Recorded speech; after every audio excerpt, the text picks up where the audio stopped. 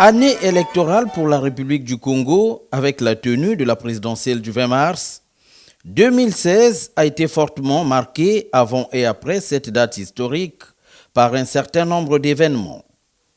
Des événements, surtout sociopolitiques, dont l'ampleur avait exposé le Congo au bord de l'éclatement. Au nombre des Congolais qui n'avaient ménagé aucun effort pour mettre le pays à l'abri du chaos, se trouve l'écrivain-chercheur, le docteur Michel Innocent Peya. Ses ouvrages, Entre le bon sens et l'alternance absolue, L'Afrique à la croisée des chemins, Démocratie à l'africaine, Osambe Kinzonzi, La vie ou la mort des États, L'unité de commandement dans l'organisation civile et militaire au Congo-Brazzaville et bien d'autres, ont été de véritables guides pour de nombreux acteurs et citoyens congolais et africains. Amoureux du débat intellectuel et fervent défenseur de la paix et de l'unité dans la diversité, Michel Innocent Peya avait initié et organisé le 27 février 2016 une conférence débat sur le thème « Le management des nations, l'incertitude dans la gouvernance des États ». Ce jour, 27 février 2016, l'amphi 1600 de la faculté de droit de l'université Marien-Ngouabi est pris d'assaut par le monde universitaire. Près de 12 000 étudiants et enseignants sont face à l'écrivain-chercheur pour un échange sur cette problématique tirée de son ouvrage « L'unité de commandement dans les organisations civiles et militaires au Congo-Brazzaville ». Je me suis posé une question. Quel est le problème à poser dans votre thématique? Est-ce que l'improvisation dans la gestion des États, ou bien ce que vous avez développé par rapport à Maurice Taylor et Taylor? Est-ce que nos dirigeants n'ont pas facilité ce chaos par la politique de la terre brûlée? Est-ce qu'ils ont compris? Est-ce qu'ils ont compris, comme vous avez dit, le consensus, le compromis? Est-ce qu'ils ont compris cela? L'improvisation, c'est justement comme ça. Toi qui veux commander aux autres, tu n'es pas sourd, tu n'es pas fédérateur. Tu veux t'improviser. Mais la conséquence, c'est quoi? Ça va nous amener à l'inefficacité. Parce que tu n'es pas efficace. En ce moment, on ne parle plus de l'unité. L'efficacité, c'est l'inefficacité. Parce que toi, tu t'es improvisé, tu t'es pas préparé à diriger une association. Tu t'es pas préparé à diriger un parti politique. Tu t'es pas préparé à diriger un gouvernement. Tu t'es pas préparé à diriger l'État. Tu t'es improvisé. C'est pourquoi dans mon ouvrage, j'ai parlé de l'initiation au pouvoir dans mon ouvrage Entre le bon sens et la ténance absolue. L'initiation au pouvoir. Toi qui veux commander les autres dans le syndicat, dans le parti, dans le gouvernement, dans un État, il faut que tu sois préparé à nous supporter, il faut que tu sois préparé à nous comprendre, à gérer nos problèmes, à gérer nos humains, à gérer nos difficultés. J'ai dit tout à l'heure que quand l'unité de commandement est brisée, quand l'incertitude ronde, ça déstabilise un État.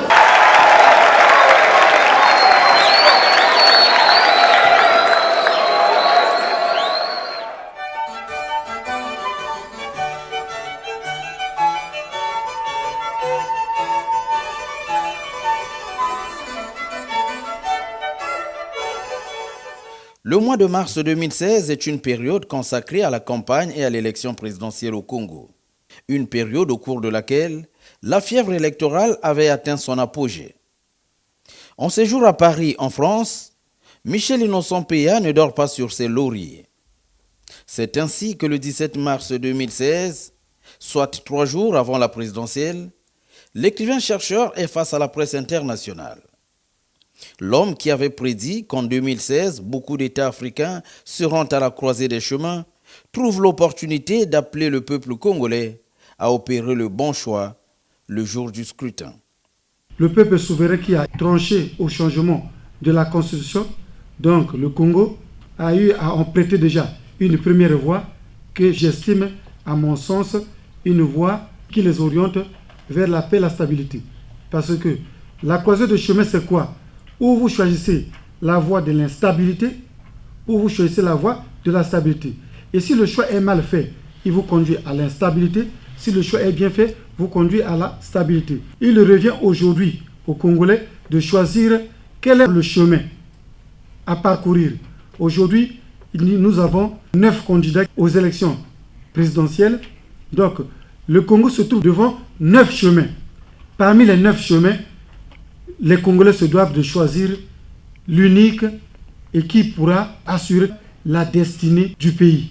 Mais si le choix parmi les 9 est mal effectué, en ce moment, ils empruntent le chemin du non-sens.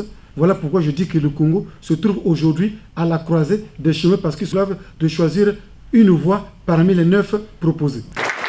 Au cours de cet échange avec la presse, l'écrivain-chercheur est aussi abordé sur la question de la crise économique qui frappait déjà bon nombre de pays. C'est une situation qui conduit les États qui aujourd'hui qui ont leur budget en déséquilibre à une situation d'incertitude, économique. Parce que l'incertitude peut être provoquée par des hommes, ça peut être aussi être un cas de force majeure qui peut arriver. Et c'est en cela que nous faisons allusion. Donc cette incertitude peut conduire le pays à une instabilité politique, à une instabilité économique et sociale. C'est pourquoi, au Congo comme ailleurs, la plupart des États qui se trouvent dans cette situation, ils ont besoin des leaders visionnaires, charismatiques, et qui peuvent assurer ce que j'appelle la dictature de l'urgence et de l'action salutaire, qui peuvent prendre des mesures très fortes et qui peuvent permettre au pays d'atteindre les objectifs dans le temps et dans l'espace. Il faut des leaders qui ont la maîtrise de l'environnement national et international. Il faut avoir des leaders qui soient en mesure d'assurer la diversification économique. Il faut avoir des leaders qui peuvent diversifier les activités génératrices du revenu. Enfin, il faut avoir des leaders qui peuvent faire que l'État ne dépende pas d'un seul secteur d'activité. Alors, vous voulez dire, Michel Innocent-Péa, que ce n'est pas pendant la tempête que l'on va confier le navire à un inexpérimenté ou pratiquement à un matelot. Il faut un homme d'expérience à la barre. Il revient justement aux différents peuples, au Congo comme ailleurs, d'apprécier en cette situation d'instabilité, de déséquilibre budgétaire, quelle est la personne qui peut relever le défi. Il revient aux différents peuples de choisir, puisque nous ne mettons qu'à la disposition de ces peuples la matière. Pour Michel Innocent-Péa, il n'est pas question, dans pareille conjoncture économique, de confier le navire à un homme sans véritable expérience politique. Vous êtes docteur honoris causa en paix et prévention des conflits. Comment comptez-vous vous y prendre pour amener les Congolais à consacrer la paix? En cette période électorale, au Congo, et bien aussi dans toute l'Afrique, ce qui est de prime abord, en tant que docteur honoris causa en paix et prévention du conflit, moi je pense qu'il revient aux Congolais de privilégier l'intérêt collectif, de privilégier l'intérêt public, de placer le Congo devant les intérêts privés. Il revient aux Congolais de savoir que chacun de nous peut avoir des biens, chacun de nous peut avoir sa famille, chacun de nous peut avoir des problèmes, mais ce que nous avons tous de commun, c'est l'unique bien qui est le Congo. Que personne, pour ses intérêts privés, ne peut mettre le Congo à feu et à sang. Que personne, pour des intérêts particuliers, peut engager le peuple dans les souffrances inédites.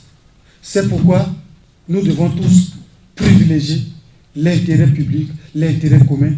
Nous devons tous privilégier l'unique bien que nous avons tous en commun.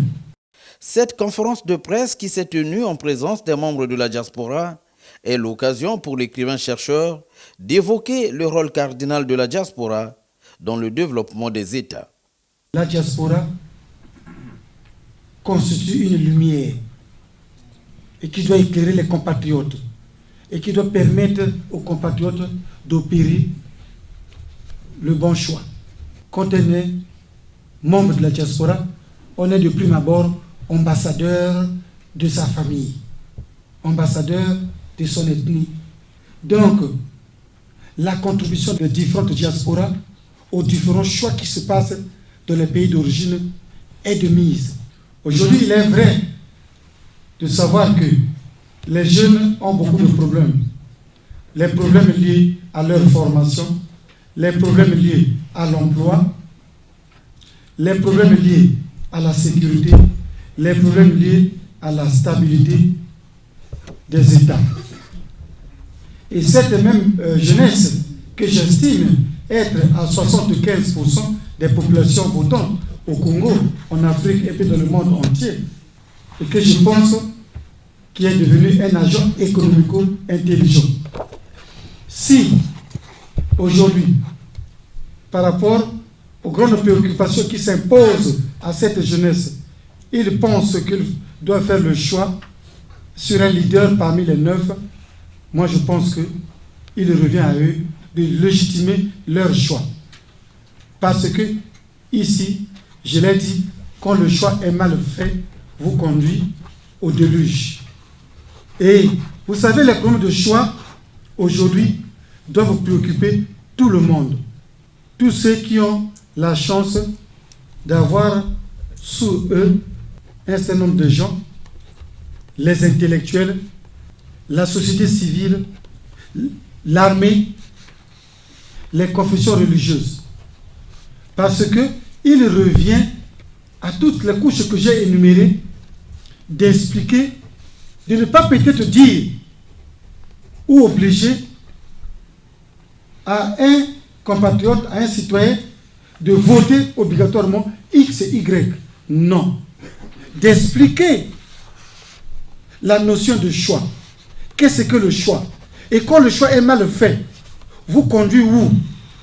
Donc même les confessions religieuses ont une lourde responsabilité d'expliquer aux fidèles la notion de choix. Parce que même, on a besoin de prêcher Dieu. On a besoin de donner la parole de Dieu dans la stabilité, pas dans l'instabilité. Donc les questions de choix doivent préoccuper la société civile et tout le monde. Que ce soit la force publique, que ce soit tout le monde, la société civile.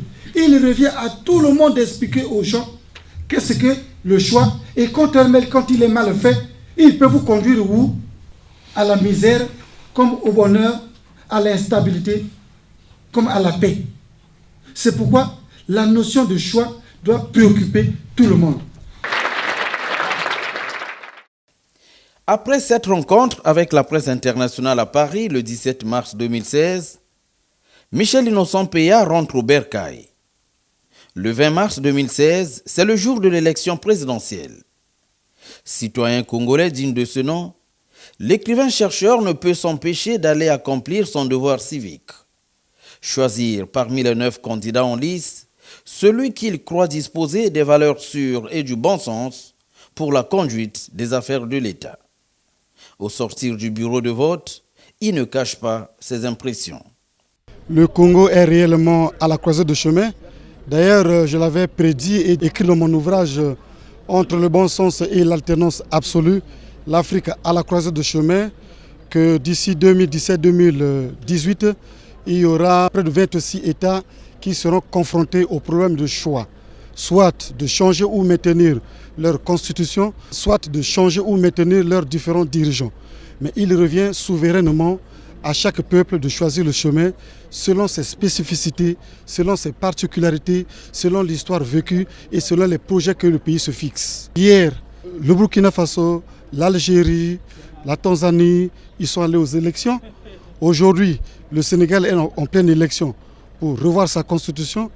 Aujourd'hui, le Bénin est en pleine élection de deuxième tour. Et aujourd'hui aussi, le Congo est en pleine élection de premier tour. Donc demain aussi, on en aura la République démocratique du Congo, on en aura le Tchad, on en aura l'Angola et beaucoup d'autres pays. En tant que citoyen congolais, je viens de choisir un chemin parmi les 9 proposés. Et chaque citoyen congolais se doit aussi de choisir son chemin. J'espère que nos choix, nos chemins vont se converger pour qu'ensemble, nous préservons l'unité de notre pays. Ces élections nous ont proposé 9 chemins, mais ils ne nous ont pas proposé 9 Congos. Ils nous ont proposé qu'un seul Congo que nous devons tous sauvegarder. J'espère que les résultats issus de ces élections protégeront notre patrimoine commun qui est le Congo. Au lendemain de l'élection présidentielle et de la proclamation des résultats, un climat malsain est provoqué par les ennemis de la paix. Le 4 avril 2016, des bandits armés attaquent les positions militaires et policières dans les quartiers sud de Brazzaville. C'est la confusion totale qui laisse place à toutes sortes d'interprétations et d'opinions. Présent dans la capitale française le 8 avril 2016, soit 4 jours après le déclenchement de cette situation, l'écrivain-chercheur décide d'éclairer la lanterne de la presse sur ces événements malheureux. Je voudrais dire que mon pays, la République du Congo, venait d'être secoué et je m'incline devant la mémoire de ces victimes. Je voudrais adresser toutes mes condoléances à ces différentes familles touchées et aussi témoigner que c'est tout le Congo dans son entièreté qui a été touché. Et je condamne avec fermeté ces actes de barbarie et dans le souhait que ces genres d'actes ne se reproduisent plus dans notre pays. Dernièrement, vous avez parlé de la race des hommes rares qui vont et reviennent. Je me demandais si le président, si vous pensez que les Congolais voient le président Denis Sassou Nguesso comme cet homme. À ce sujet, j'avais parlé du président Pascal Lissouba qui disait « Nous sommes les scientifiques, nous croyons au hasard. Mais quand le hasard se répète, ce n'est plus du hasard. » Donc pour moi, les hommes qui vont, qui reviennent, ce n'est pas du hasard et c'est des gens et qui doivent avoir les destins liés à leur nation. J'ai parlé tout à l'heure de la spiritualité du pouvoir. J'ai d'ailleurs défini ce concept dans mon ouvrage. En effet, pour prétendre diriger, il ne suffit pas seulement d'avoir et d'affirmer son ambition. Il ne suffit pas seulement de le désirer ou de le vouloir ou encore de se sentir capable. Encore, il faut qu'au-delà de la simple possession de qualités et compétences extraordinaires, avoir une valeur intrinsèque et sûre. Il faut être un homme d'État. Par homme d'État, nous voyons un homme pas comme les autres, un authentique serviteur de la République caractérisé par l'éthique, la gouvernance, la déontologie politique. Il ne suffit pas de chercher le pouvoir. Le pouvoir lui-même se choisit, un homme volontairement de ce genre par le peuple. Ça s'appelle la spiritualité du pouvoir. Alors justement, Michel Innocent Peya, on y est, les Congolais se sont choisis Denis Sassou Nguesso, mais cette élection, elle est sujette à caution pour les candidats non élus et les remous sont sans fait sentir. L'Afrique, Michel Innocent Peya, cette Afrique, aurait-elle finalement le monopole de la contestation électorale? La contestation électorale n'est pas seulement d'essence africaine. Et même en Occident, il y a des contestations. Vous vous souvenez, en novembre 2000, il y a 16 ans aujourd'hui, George Bush fils et Al Gore avaient eu ce même problème de contestation des résultats électoraux. Ils sont allés même jusqu'à reprendre... on a dû recompter les voix une à une, oui, on se souvient. Oui. Jusqu'à ce que la Cour constitutionnelle au dernier ressort, a validé les résultats En faveur de en faveur de George Bush, fils. Oui. Et en 2007, puisque nous sommes en France, il y a eu ce même problème entre le président Nicolas Sarkozy et Ségolène Royal. Il y a eu encore ce même problème lors de l'élection à la tête de l'UMP entre François Fillon et François Copé. Oui. Donc, ce n'est pas seulement en Afrique où il y a contestation. Qu'à cela nous tienne, il y a toujours contestation des résultats électoraux en Afrique comme partout. Mais ce n'est pas le fait d'organiser les élections qu'on doit nécessairement les emporter. Le président Sassou a organisé les élections en 92, il a été battu, il a laissé. Il n'a pas contesté. Il n'a pas contesté, il est parti. Nous avons eu le même cas au Sénégal avec le président Abdoulaye Wade et le président Macky Sall. On a eu le même cas en Zambie, en Tanzanie, au Nigeria, au Niger. Le cas le plus récent, c'est au Bénin, où le Premier ministre Sansou, et qui était comme le dauphin du président Yahya Boni, a organisé les élections. Il les a perdues, il est parti.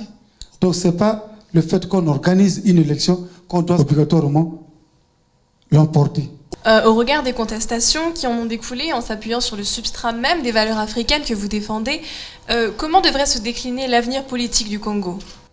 Dans la vie d'une nation, il y a un temps pour toutes choses. L'heure de la discussion est passée, où il y a eu confrontation des idées, et nous avons un chef d'État qui est élu. Comme je l'ai dit, il y a un temps pour le débat, mais aussi un temps pour l'unité et la reconstruction. La nouvelle République nous offrira la paix, la sécurité, la stabilité et la cohésion nationale. Mais le chef d'État, qui est nouvellement élu, en tant qu'homme providentiel, charismatique, visionnaire, rassembleur, il saura rassembler toutes les filles et tous les fils autour de son projet de société, la marche vers le développement, pour que le pays atteigne les objectifs économiques, politiques et socioculturels dans le temps et de l'espace. J'ai une question, docteur. Dans les troubles qui ont suivi la présidentielle du 20 mars dernier au Congo, votre pays, la jeunesse congolaise a une fois de plus été manipulée. Que pensez-vous de certains responsables politiques qui instrumentalisent les jeunes alors qu'eux-mêmes vont, semble-t-il, se planquer dans des ambassades? La jeunesse est utilisée comme marchepied pour permettre à certains hommes politiques d'atteindre leurs objectifs, pendant que la jeunesse congolaise et africaine a des Kalachnikov dans ses mains. Les mêmes hommes politiques ont leurs enfants à l'étranger de manière générale, dans des McDonald's, dans des KFC, dans des Quick et dans des pizzerias, pendant que les jeunes sont instrumentalisés avec des Kalachnikov aux mains. Et c'est ce qui se passe un peu partout dans le continent. C'est pourquoi nous condamnons ces genres d'actes. Je voudrais saisir cette occasion pour dire que la jeunesse congolaise était le sel et la lumière. Par la symbolique sel, elle donne la saveur et du sens à l'existence de la République du Congo. Par la symbolique lumière, elle éclaire et permettra que la République du Congo brille. C'est pourquoi nous condamnons ces genres d'actes où de plus en plus la jeunesse est à la merci des hommes politiques. C'est d'ailleurs le combat que nous menons depuis près de 3 ans. J'ai eu l'occasion de le dire lors de la conférence de débat que j'ai animée à la Sorbonne, à Amiens, à l'université Marion Ngouabi de Brazzaville. Je l'ai dit un peu partout où je suis passé. J'ai condamné ces genres d'actes. J'ai parlé de la génération des années 70, des années 80 et des années 90. J'ai d'ailleurs expliqué, quand vous voyez le terrorisme à travers le monde, c'est les mêmes générations. Quand vous voyez les différentes guerres civiles dans le monde, c'est les mêmes générations. C'est pourquoi je condamne avec fermeté ces genres d'actes. Vous sillonnez le monde pour vos conférences et vous êtes régulièrement au contact de cette diaspora au point de lui donner une valeur ajoutée pour le Congo. Qu'en dites-vous? On ne peut pas parler d'un développement économique sans la diaspora. Je disais que la diaspora constitue une lumière. Elle éclaire les compatriotes au pays pour leur permettre de faire le bon choix. La diaspora contribue énormément au développement des différents pays d'origine. D'ailleurs, la Chine aujourd'hui est devenue ce qu'elle est à cause de la grande contribution de la diaspora de par l'importation du savoir et du savoir-faire. C'est pourquoi la diaspora occupe une place de choix, parce que par elle, on importe le savoir et le savoir-faire. D'où elle contribue énormément au développement des différents pays d'origine. J'invite mes compatriotes, ceux pour la plupart qui ont eu l'occasion d'échanger avec moi, je les invite, pour ceux qui sont disponibles, à rentrer au pays pour qu'ensemble, nous multiplions nos efforts pour le développement de notre pays.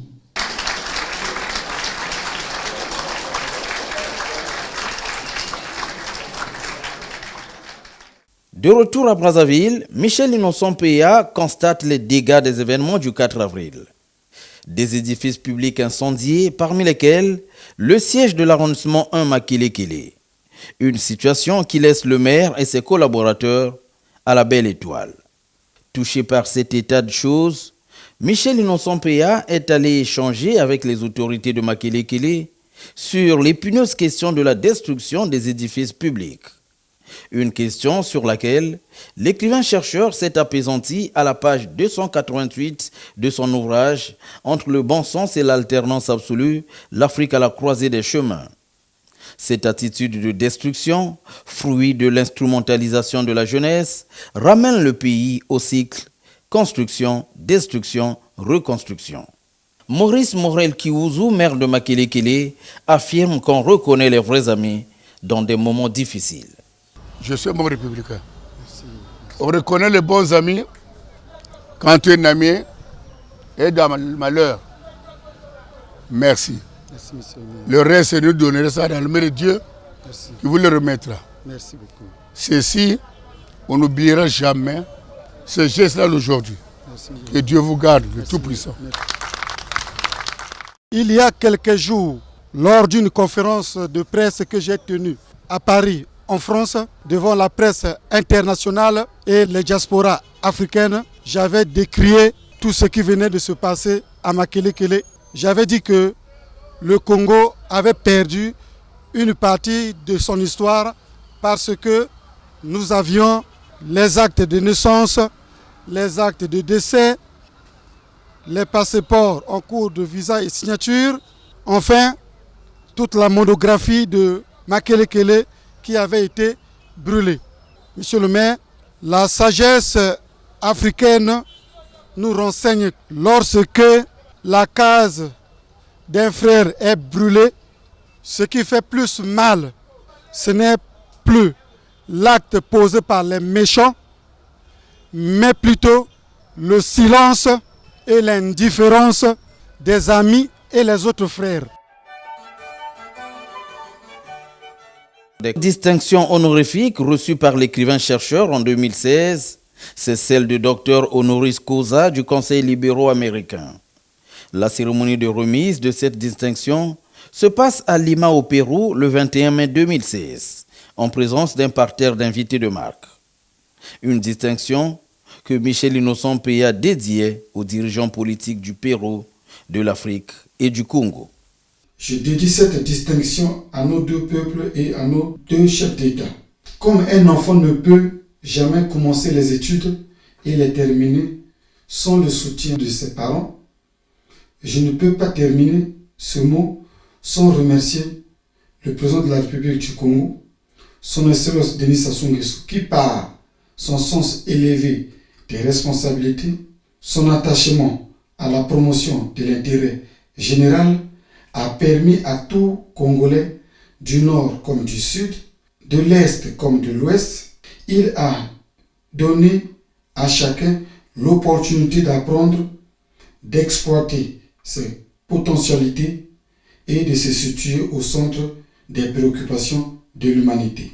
C'est grâce à lui que j'ai l'honneur de recevoir cette distinction et c'est encore grâce à lui que je vais ramener cette distinction dans mon pays, la République du Congo, où les filles et les fils vivent en paix dans leur diversité. Il sied de signaler que Michel Innocent Peya est la deuxième personnalité africaine à recevoir cette distinction du Conseil libéraux américain.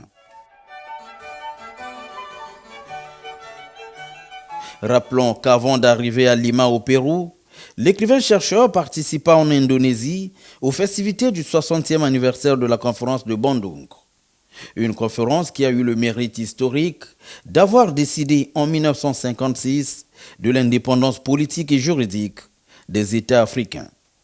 Autre fait ayant marqué l'année 2016 pour l'écrivain-chercheur, c'est sa double élévation en qualité d'ambassadeur mondial de l'éducation et de la paix et de la Chambre internationale des conférenciers. L'événement se passe au Mexique le 9 juillet 2016. Absent de la cérémonie, son prix a été remis au docteur Natalio Andrade, professeur de linguistique.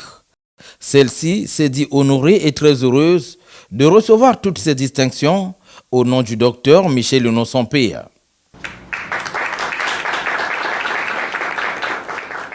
J'ai eu l'honneur de recevoir la reconnaissance pour le docteur Peya, à la place du docteur Peya. Malheureusement, il n'a pas pu être ici parce qu'il a beaucoup de travaux à faire.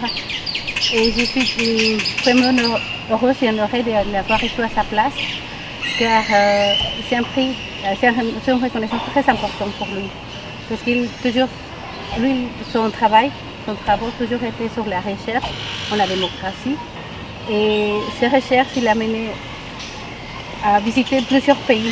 Et ces recherches sont connues en plusieurs pays, en France, maintenant ici, en Afrique aussi.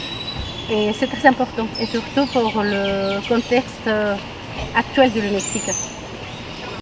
L'année 2016 est aussi marquée par le relais des idées préventives énoncées par l'écrivain-chercheur dans ses publications et ses multiples conférences-débats. À propos de la République démocratique du Congo, par exemple, et la crise qui s'en est suivie, certains médias rappellent à l'opinion nationale et internationale que l'écrivain-chercheur avait pourtant proposé des pistes de solutions. La démocratie de partage et de non-exclusion, basée sur, entre autres valeurs, la participation de toutes les couches à la gestion de la chose publique comme moyen d'apaiser les crises et les tensions. Le journal RDC News écrit, je cite, « Toutefois, pendant cette période de tension et de crise qui menaçait d'exploser la RDC, au nombre des pays et institutions, voire des personnalités aussi bien nationales qu'étrangères, qui ont été au chevet de la RDC pour prévenir le pays de tout embrasement, figure Michel Innocent Peya, écrivain africain, qui, par ses publications, a fourni tout au long de la crise à la classe politique de la RDC et de l'Afrique une gamme importante de conseils, de suggestions et de remarques pour préserver la paix et la stabilité. Ces publications ont été renforcées non seulement par ces multiples métaphores, mais aussi et surtout par son intense campagne d'éducation civique, des sketchs, spots et épisodes sur la protection des biens publics, privés et de la jeunesse contre toute manipulation. Il aura joué la carte de l'apaisement dans un style neutre, scientifique et engagé qui accompagnait jour après jour le processus de négociation. Fin de citation. Nous sommes venus te voir parce que nous n'avons pas trouvé le consensus. Ok. Vous avez très bien fait, au lieu de continuer de discuter en route et citer les gens à la violence, vous avez bien fait de venir voir le sage. Et cette dernière vous recommande d'aller lire le nouveau livre du docteur-chercheur Michel Innocent Peya, La démocratie à l'africaine, Osambe ou Kinzonzi. Donc, dans son chapitre 4, section 3, le dialogue ou le parler. Vraiment une nécessité de dialoguer, car les valeurs culturelles de l'Afrique se trouvent dans le dialogue, le compromis et la concertation, voire même l'initiation. Ce sont là nos valeurs culturelles. N'allez nulle part. Lisez ce livre que je vous recommande, La démocratie à l'africaine, Osambe ou Kinzonzi. Sur la crise gambienne, le président sénégalais Macky Sall évoque la publication de Michel Innocent Peya qui se félicitait du modèle Mandela. Un modèle caractérisé par le pardon, la tolérance et le vivre ensemble. La protection des anciens chefs d'État demeure pour Michel Innocent Peya un facteur d'apaisement des conflits, des tensions et des crises. Confère chapitre 8, page 284 de l'ouvrage Démocratie à l'africaine, Osambe ou Kinzonzi, la vie ou la mort des États. Toujours au sujet de la Gambie, la presse constate également que la diplomatie traditionnelle est très agissante dans la résolution de cette crise. Une option que l'écrivain-chercheur Michel Innocent Peya avait déjà proposée à la classe politique africaine au chapitre 5 de son ouvrage Démocratie à l'africaine, Osambe ou Kinzonzi, la vie ou la mort des États. Cette diplomatie traditionnelle, écrit Michel Innocent Peya, est à même de mettre les peuples africains autour d'une même table afin de trouver une issue pacifique à une quelconque crise. Au Gabon, la presse s'est référée à l'ouvrage Entre le bon sens et l'alternance absolue et le combat mené par l'écrivain-chercheur dans la recherche de la paix et la résolution des conflits en Afrique par le dialogue. En 2016, tout compte fait, Michel Innocent Peya aura joué sa partition dans la promotion de la démocratie à l'africaine et la protection de la paix. Une paix qui reste à consolider pour le bien-être des peuples.